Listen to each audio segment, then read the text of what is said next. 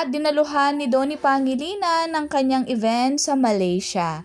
At ngayon pa lang ipinakita ang kanyang bagong haircut. Grabe, pinaghahanda na niya talaga ang kanyang paparating na laban sa All-Star Game. Confirm na hindi magiging muse si Bel Mariano, ngunit sabi nga ng mga netizen, okay na okay lang para 100% ang support niya kay Donnie dahil tutok na tutok siya. At kahit hindi naman siya mag-muse, okay lang dahil kay Donnie ay siya pa rin ang number 1 muse ng kanyang puso. At syempre, lahat tayo ay inihintay kung ano ang number ng t-shirt na ilalagay ni Donnie Pangilinan. At sana inihiling ng mga netizen na sana ay mag-enjoy lang si Donnie, huwag mag-stress, manalo matalo ay mahal pa rin siya ng mga fans. At alam nyo naman ay halos ang mga fans na dumadalo sa All-Star Game ay Don Bell fans. Dahil malakas sila sa impact ng mga netizen.